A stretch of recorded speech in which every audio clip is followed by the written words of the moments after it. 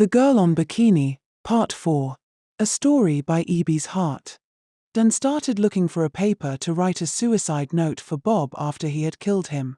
Even though he has paper and pen in his car, he was too scared to go outside, to avoid anyone seeing him at that time. Finally, he succeeded in finding paper and pen in Bob's kid's room. He quickly wrote, "Babe, I can't take it anymore. Isabel was actually my girlfriend, although it was a very brief affair, so I hardly knew her. Please forgive me, but I don't know how she is going about disappearing on people. Babe, please do everything possible to find our son. I love you, Bob." Dan quickly dropped the note, deleted his last call with Bob and waited until it was a little dark, then he sneaked out and drove off. Bob was found 3 days later by the police, who came to inform him of their latest finding in their investigation. They found his door unlocked and walked in to perceive a very strong odor. His corpse was already swollen. His wife was called and she cried bitterly, especially when she read his suicide note. "Bob, you have ruined us. Cheating have always been the problem in this marriage. Every time you are caught, you will promise to change. Now look where it has landed us. Our first child and only son is missing. You are no more. What do I do?" She continued wailing. Everyone was consoling her, including Dan. Dan came when the news of Bob's death was announced in their WhatsApp group. He screamed and cried the most. Dan was invited for questioning by the police.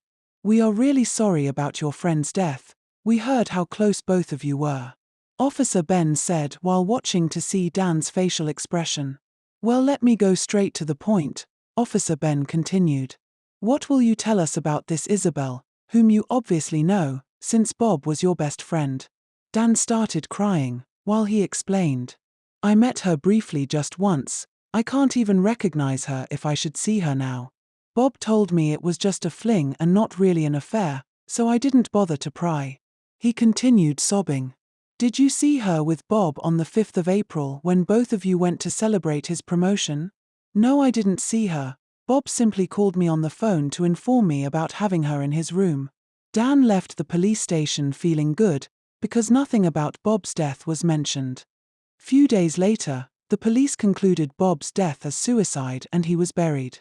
The police later visited Bob's wife to tell her about their findings.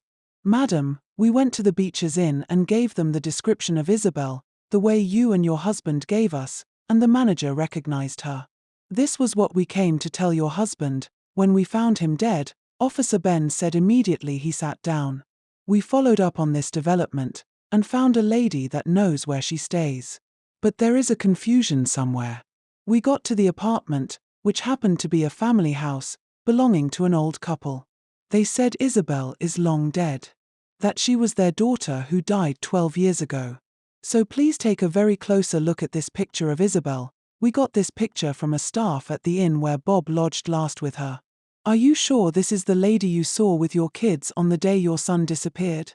Bob's wife looked at her and started crying. "Yes, she is the one," she answered with a teary voice. "Okay, then we will take this investigation hot with the old couple that lied to us. Because a dead lady cannot kidnap a child.